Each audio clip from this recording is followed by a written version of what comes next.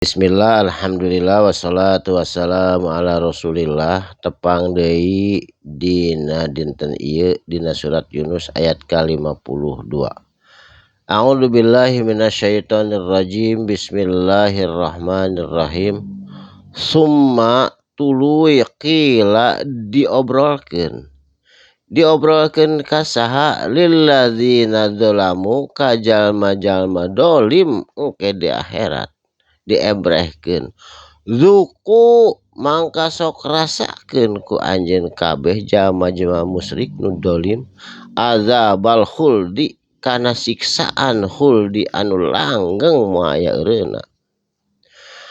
Hal tuzauna naha bakal dibales atawa moal aya balesan ila kajaba bima kuntum naon perkara kuntum anu bukti ku anjeun taksibuna dipigawe keur di dunya. Jadi teu aya balesan kecuali naon eta perkara anu dipigawe di dunya, balesanana di akhirat.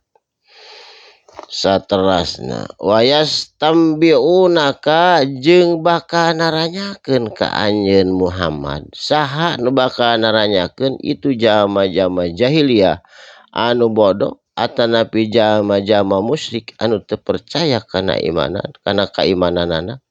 Nanyakeun naon ahaqo naha bener-bener aya cenah.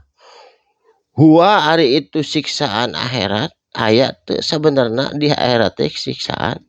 Kul bajakeun ku anjeun Muhammad ternyata iya mencek bahasa urang dari Arab mah kitu iya betul aya warobbi jeung demi Tuhan saur jeung Rasul bajakeun kitu saur Allah jeung demi Allah innahu sanyana itu siksaan lahak kok pasti benar-benar aya di yaumil akhir engke. Wa ma antum jeung teu bisa anjeun teu bisa naon bimu'jizina kana menghindar mengelak tina eta siksaan.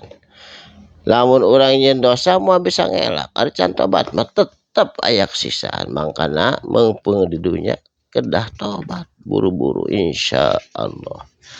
Saterasna kapali dia.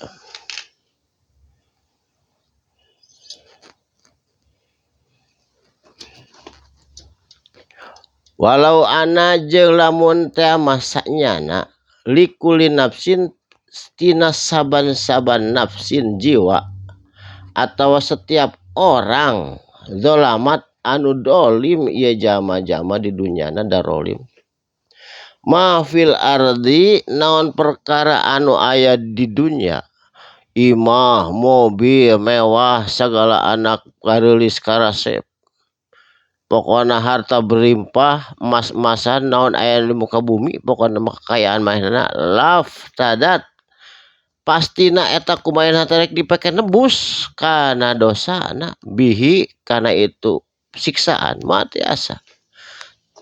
tiasa diangon nebus da akhirat mah kajeun boga emas sakarung ogenan.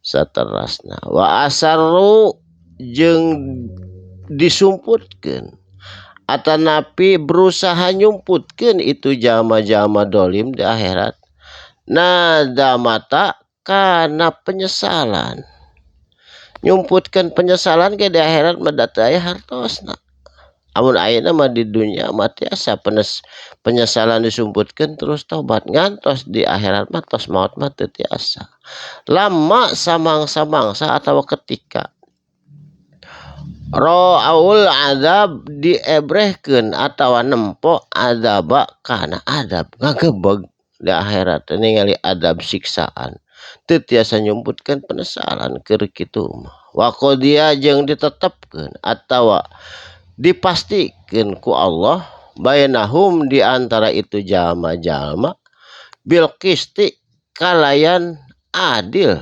Jadi hartosna naon anu karandapan di dunya eta teh di akhirat dibales ku polahna sorangan. Jadi teu aya nu dolim.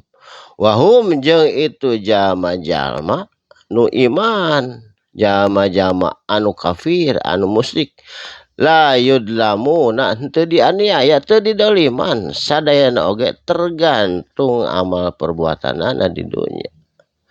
Jadi teu aya dolim, teu aya aniaya. Allah maha adil ka umatna, ka makhlukna. Eta mah siksa jeung azab mah bongan polah sorangan keur di dunya teu liren-liren nyieun bergelimang dosa. Barakallahu li wa lakum, mugi aya manfaat. Dina dinten ieu dinten Senin tanggal 7 April. Insyaallah patepang di enjing. Barakallahu li wa lakum. Shadaqallahul alim. Wassalamualaikum warahmatullahi wabarakatuh.